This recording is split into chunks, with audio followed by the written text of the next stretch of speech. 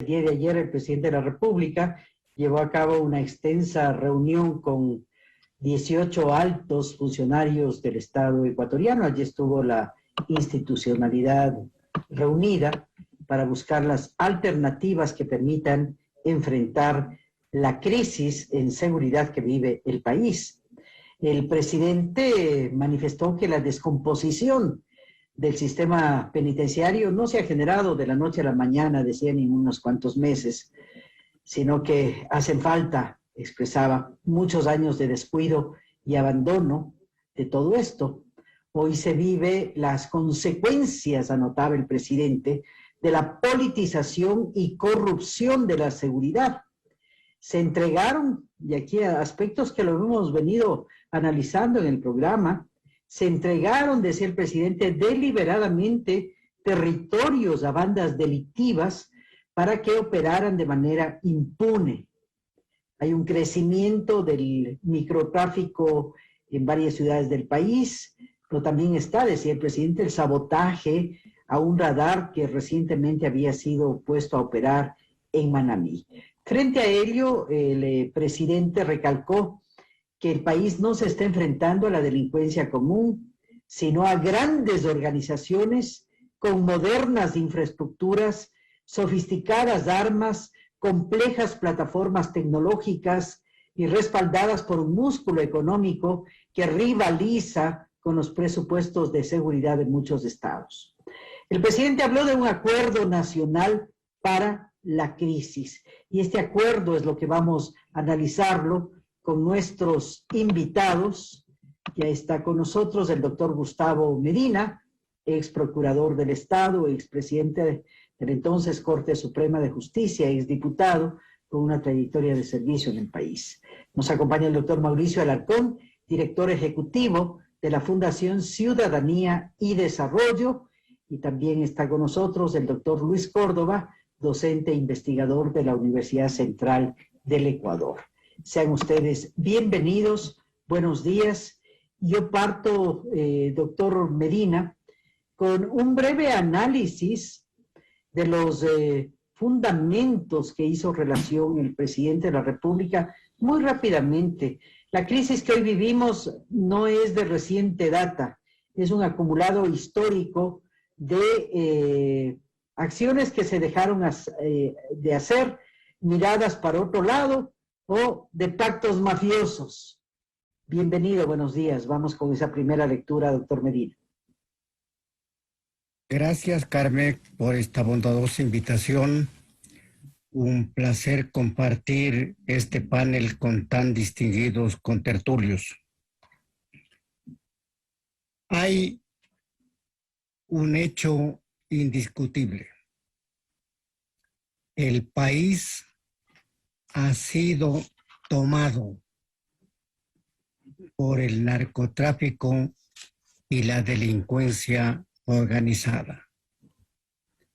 En unas provincias, en unos sectores, más que en otros, dependiendo sobre todo de la ubicación geográfica.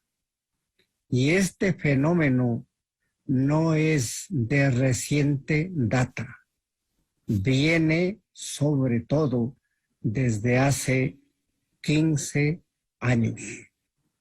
Paralelamente, ha habido un fenómeno de debilitamiento del sector de la fuerza pública, ya sea por temor de sus elementos a abordar temas de veras riesgosos, ya sea por miedo a ser enjuiciados penalmente en el caso de abuso de la fuerza pública, o ya también por contaminación. Podríamos estar pensando en que el narcotráfico y la delincuencia organizada han penetrado en muchos sectores del sector público ecuatoriano. Esto hace un panorama de veras pavoroso. De ahí que el esfuerzo de unidad nacional que le hemos escuchado al presidente de la República es la única medida con la que podemos afrontar esta muy grave situación.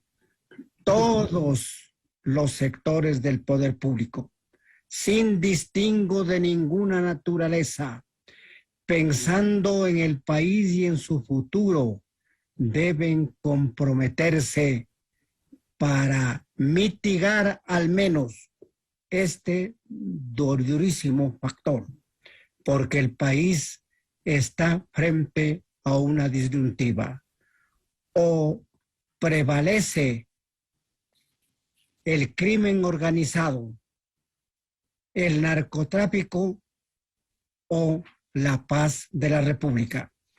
Advertido que por mandato constitucional el Estado en su conjunto tiene la obligación de crear lo que llaman una cultura de paz, entendida a mi juicio la paz como un estado de pública tranquilidad de un país en el orden interno y en el orden internacional. Bien, doctor Alarcón, esta unidad nacional, como ha referido el doctor Medina, debe ser el escenario previo para poder accionar y que el objetivo central y a través de las acciones se cumpla. ¿Entenderán esto los diferentes operadores políticos? El día de ayer ya veíamos varias reacciones, más bien políticas. ¿Cómo lograr que sea la razón la que se imponga y no la sin razón, por favor? Está por sobre todo el interés nacional. Doctor Alarcón, bienvenido. ¿Cuál es el escenario que tenemos? Buen día, Carmen, y un gusto compartir este espacio con Gustavo y con Luis Carlos. Un saludo y un buen martes para nuestra audiencia. Creo que mucho, y me permito ser crítico, se trataría de mejor manera en este país si tuviéramos claridad en la comunicación por parte del gobierno nacional. Mira el desacierto de la noche de ayer de anunciar un nuevo tipo penal en cadena nacional para después mandar una fe de ratas por Twitter, diciendo que se equivocaron y no es un nuevo tipo penal, sino que simplemente van a ajustar una figura de autoría que ya está en el Código Orgánico Integral Penal. Autoría por dominio de organización, esto está.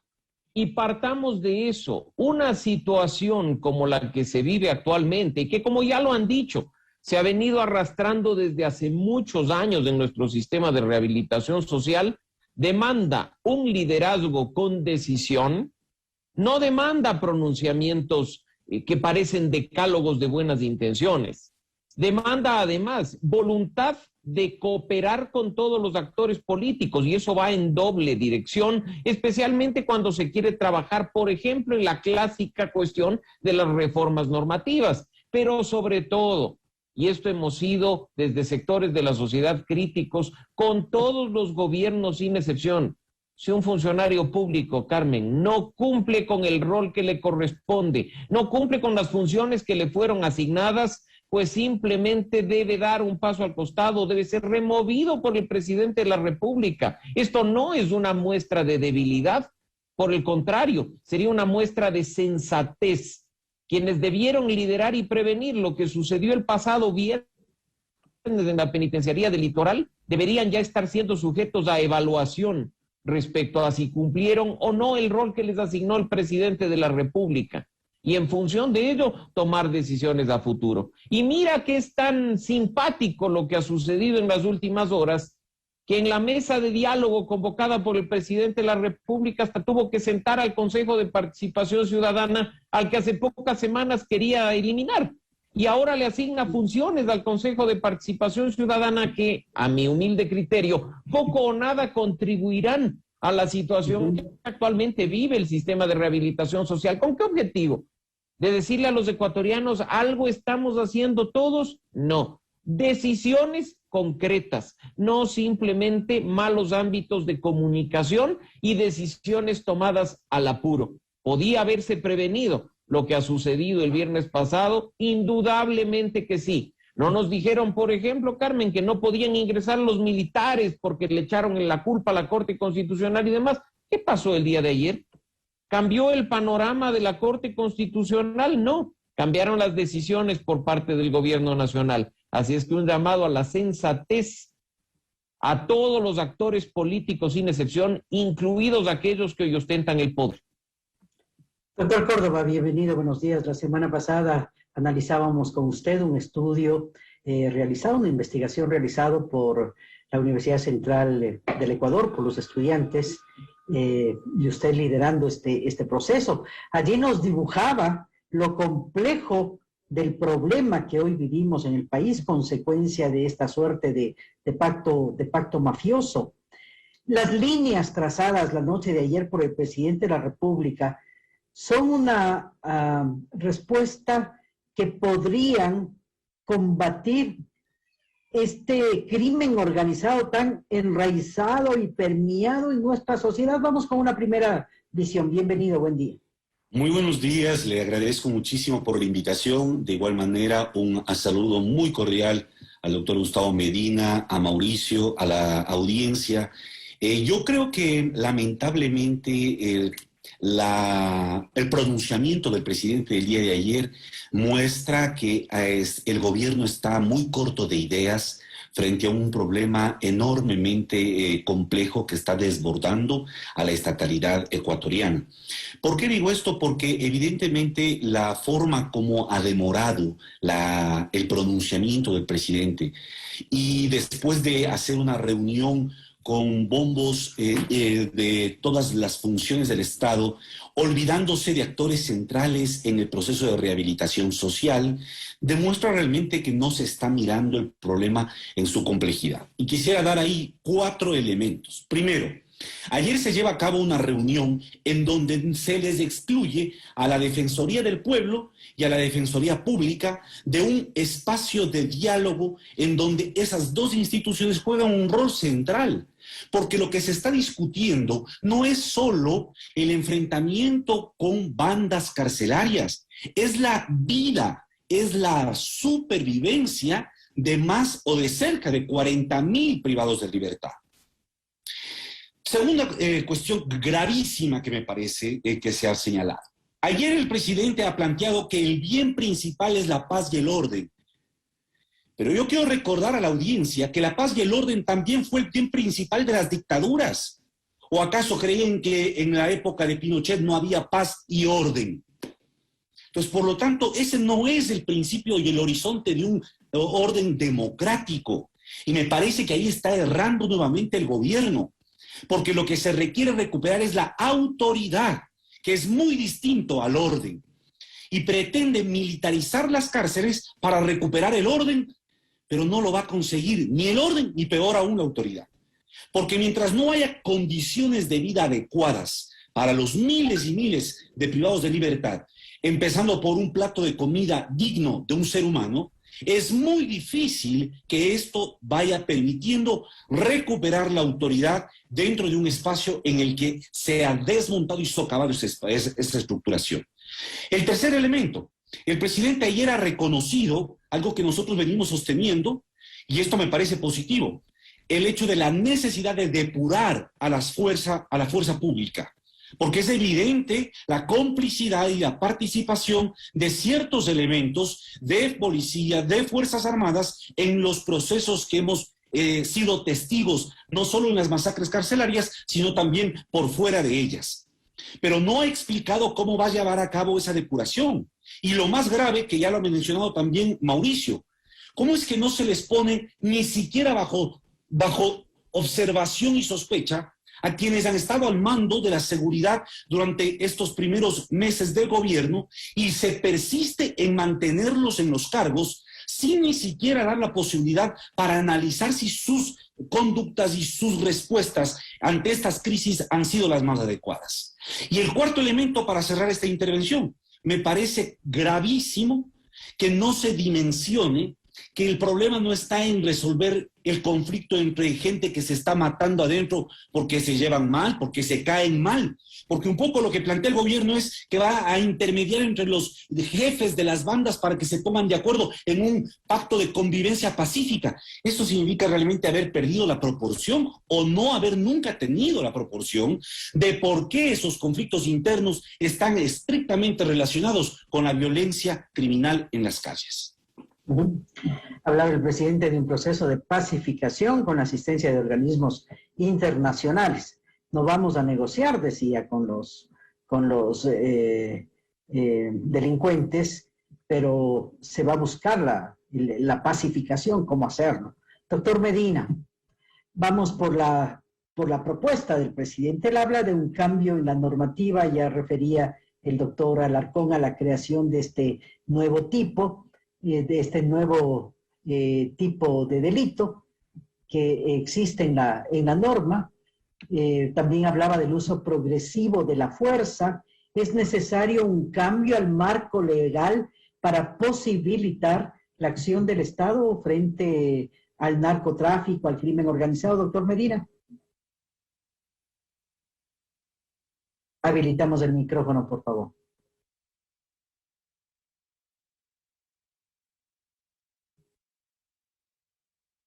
Vamos a habilitar el micrófono. Perfecto.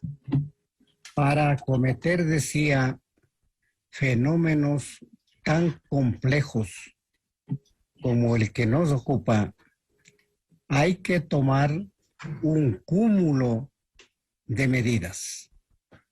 Una de ellas es la medida legislativa, sin pensar desde luego, como nos han hecho creer en el país, que la ley tiene poderes de milagro, que la ley tiene poderes taumatúrgicos. La ley simplemente marca la cancha dentro de la cual tienen que actuar las autoridades y tenemos que actuar los ciudadanos y ciudadanas para hablar con género en el país. Pero aparte de la ley, en la que tienen que discutirse con conocimiento profundo temas como este del uso progresivo de la fuerza, que suena bien en el oído la expresión, pero que hay que meditarla porque los hechos delictivos tienen una singularidad. Esa singularidad se llama la vertiginosidad de Helios.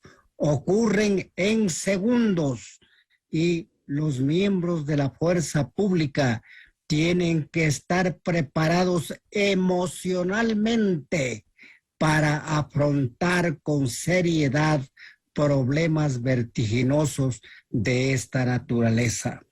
Pero aparte de las medidas legislativas, esperemos que la Asamblea Nacional en algo se reivindique frente al país, porque de mucho tiempo a esta parte, lamentablemente, no hemos tenido un órgano legislativo que con sabiduría, con conocimiento de la realidad nacional, con conocimiento de la ciencia y de la técnica, puedan dictar normas jurídicas claras, precisas, que no se presten a doble y triple interpretación. Pero aparte de eso, hay necesidad también de medidas operativas, que están en el talento de quienes tienen la responsabilidad de conducir este país. En el campo de la legislación se requiere sabiduría y patriotismo, pero también en el campo de la operatividad se requiere inteligencia y patriotismo. Y sobre todo, responsabilidad frente al futuro de este país. Bien, decía también el presidente la noche de ayer a propósito de lo que usted refería, doctor Mauricio Alarcón, que se va a decretar el estado de excepción las veces que sean necesarias, del estado de emergencia en el sistema carcelario, las veces que sean necesarias. Y como usted también nos recordaba, finalmente ayer fueron más de 1,000 los efectivos que ingresaron a la penitenciaría, y decía el presidente que se van a mantener las fuerzas del Estado, las fuerzas del orden, permanentemente, decían, indefinidamente. Este fue el término que utilizó el primer mandatario. A ver, ¿cuál es la consideración jurídica sobre el tema, doctor Alarcón? La Constitución, Carmen, faculta al presidente de la República a decretar el estado de excepción, como lo ha dicho, las veces que sean necesarias. Bien sea, como dice nuestra norma suprema, en todo el territorio nacional o en parte de él, e incluso ahí especifica los casos en los que esto es aplicable.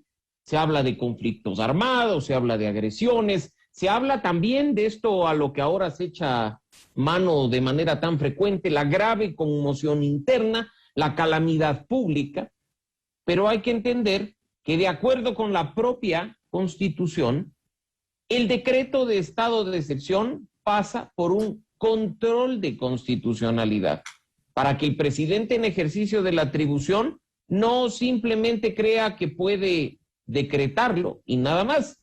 En ese sentido es que un equipo jurídico de la Presidencia de la República tiene que ser lo suficientemente hábil y capaz de hacer que esta norma, el decreto de estado de excepción, cumpla con los presupuestos constitucionales a cabalidad, de tal forma que no sea objetado parcialmente o incluso, hablando en términos criollos, tumbado por la Corte Constitucional. Lo que ha venido sucediendo, y no solo con este gobierno, sino recordarán ustedes en el gobierno de Lenín Moreno, es que muchas veces simplemente se utiliza el término estado de excepción, que suena hasta interesante a oídos de la ciudadanía, para mantener control y orden, y nos damos cuenta que ciertas formalidades que debe cumplir dicho decreto no han sido incorporadas de manera efectiva. Entonces, la Corte Constitucional lo que hace es, como ya lo hizo, decir, no debe durar tanto tiempo, sino tantos días únicamente, tiene que limitarse de esta forma y debe cumplirse lo que dice la Constitución. No puede tampoco ahora, sobre pretexto de la crisis del sistema de rehabilitación social, empezar el Ejecutivo a jugar a una estrategia de ablandamiento a la Corte Constitucional, muy similar a aquella que ya utilizó con la muerte cruzada y la Asamblea Nacional. Tiene que actuar simplemente conforme a la Constitución y la ley. ¿Que el estado de excepción sirve? Por supuesto que sí. ¿Que le permite al Ejecutivo poner orden? También. Pero que no nos quieran, como se dice, comer al cuento, diciendo, por ejemplo, que es responsabilidad de la Corte Constitucional que ciertos elementos de la fuerza pública no han entrado a poner orden y control en los centros de rehabilitación social, cuando tú mismo lo ratificas, Carmen. El día de ayer un sinnúmero de elementos militares tuvieron acceso, incluso nos han pasado imágenes a través de las redes sociales y las cuentas oficiales del gobierno, así es que hagamos las cosas. Pero esto legalmente lo puede hacer. Por supuesto que sí. Y puede ser el ejército, puede ingresar. ¿Es competencia también así hacerlo?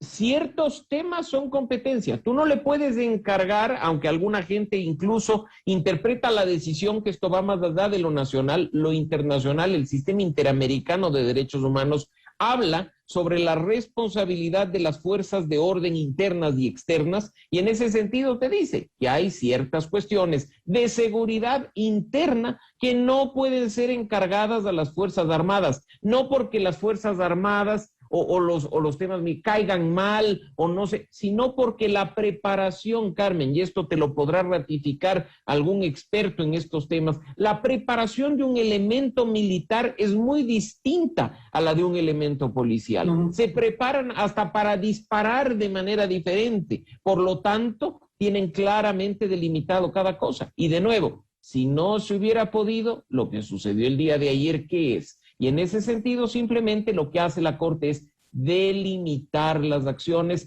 para que ninguna de ellas pase por fuera del marco constitucional establecido. ¿Puede hacerlo el gobierno nacional, como ha dicho, dictando decretos de estado de excepción? Por supuesto que sí. Si cumple con lo que dice la Constitución y la normativa vigente, pues podrá llevar a cabo las acciones que tiene previstas en esa materia. Doctor Córdoba, tengo algunos mensajes de nuestros oyentes. ¿Qué dicen ellos? Si no se militariza las cárceles al momento, que están tomadas por el crimen organizado, si no se ejercen acciones frontales, ¿cómo lograr retomar el control de estos espacios que han sido cedidos al crimen organizado? Doctor Córdoba. Muchas gracias. Yo creo que el problema es que no se comprende por qué existen estructuras criminales dentro de las cárceles. Esto es porque se han dado lugar, bueno, en primer lugar, como estructuras o como institucionalidades, las cárceles siempre se han convertido en un espacio en donde se clasifica y se despoja a muchos ciudadanos de muchos de sus derechos, y por eso han sido temidas en nuestra sociedad y en América Latina, en el mundo inclusive. Pero lo fundamental es que en los momentos actuales dentro de las cárceles se han creado las condiciones para que emerjan economías criminales muy poderosas. ¿Cómo se crean estas condiciones? Cuando el Estado no garantiza, por ejemplo, acceso a comida y acceso a condiciones de vida adecuadas, es decir, hacinamiento. Porque dentro de las cárceles, quienes lideran o mandan, o las estructuras, las pandillas criminales, cobran extorsivamente a los privados de libertad por ubicarles en los mejores o en los peores sitios, por permitirles acceso a ciertas condiciones de salud o incluso de alimentación. En las cárceles existe un microtráfico, ahí sí, un consumo de drogas y una provisión de drogas permanente. Por lo tanto, también hay una economía criminal en torno a ello. De tal manera que lo que alimenta a estas estructuras no es un líder, por favor.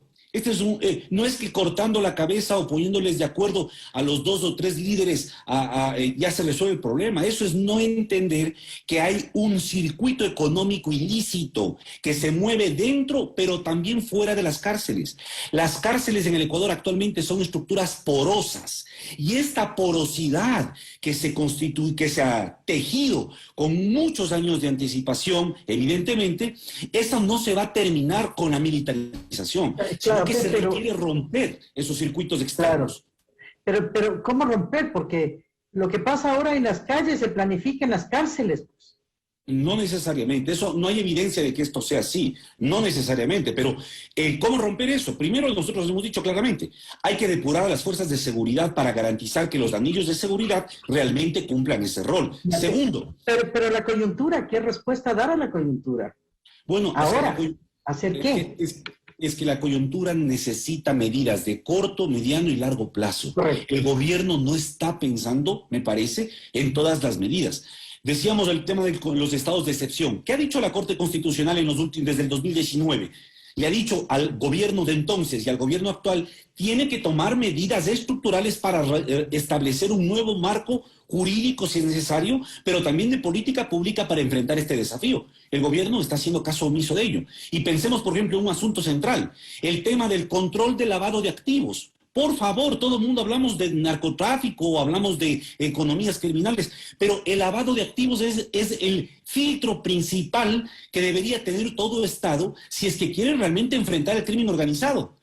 Cuando no se quiere enfrentar al crimen organizado y se quiere solo jugar al gato y al ratón para tener una buena imagen o una imagen aceptable ante la opinión pública, es cuando se utiliza la fuerza punitiva sin desarmar el negocio. Y por eso me parece gravísimo que se quiera dejar intocadas las economías ilícitas en el país y se pretenda reducir esto a un problema de convivencia pacífica entre bandas dentro de las cárceles. Doctor Medina, ya no tengo tiempo, 3 minutos, 1 minuto para cada uno, pero hablando de depuración de la institucionalidad, ¿qué pasa con las instancias de justicia en el Ecuador? ¿Qué pasa con los jueces? ¿Qué pasa con el Consejo de la Judicatura? ¿Qué pasa con la Corte Nacional? ¿Qué cambios debería registrarse que respondan realmente a la aplicación de la justicia con la Constitución y las normas en la mano y no con las presiones o con las disposiciones que vienen desde poderes fácticos, doctor Medina?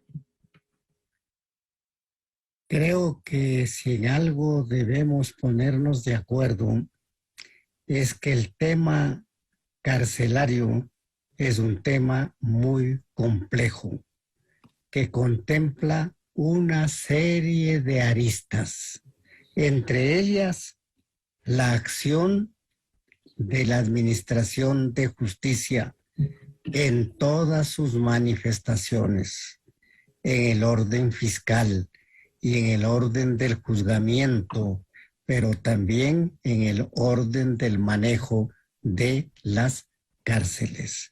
Estamos en una situación realmente grave y muy compleja.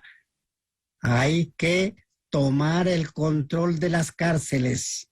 Yo no estoy de acuerdo que hay que negociar. Simplemente hay que actuar de acuerdo con la ley, respetando los derechos de los privados de la libertad, que son personas humanas, pero considerando que el tema está tan contaminado, sobre todo por la influencia del crimen organizado, porque hay que respetar los derechos de los privados de la libertad, pero no creo que entre esos derechos estén a disponer de armas de todos los calibres, de dinamita, de explosivos, de libertad para comunicarse interior y exteriormente. Ese control hay que retomarlo, y ese control hay que retomarlo con la acción conjunta de todos los sectores del poder público, particularmente de la Administración de Justicia, que nos sigue debiendo el cumplimiento de oportunos y adecuados deberes para precisamente coadyuvar a este valor que yo sí le doy especial trascendencia, que se llama la paz social, porque la paz social, la paz como valor, juntamente con la vida y la libertad, para mí resultan ser los derechos más trascendentes. Doctor Alarcón, ¿cómo fortalecer la autoridad del Estado? Con planificación, Carmen, con planificación, con políticas públicas claras, entendiendo que esto no es cuestión de declaraciones ni de decálogos que son simplemente pañitos de agua fría para una fiebre insuperable. Nos dijeron durante mucho tiempo que se sabía qué se debía hacer, incluso durante los 100 primeros minutos de gobierno, y esta situación no es nueva.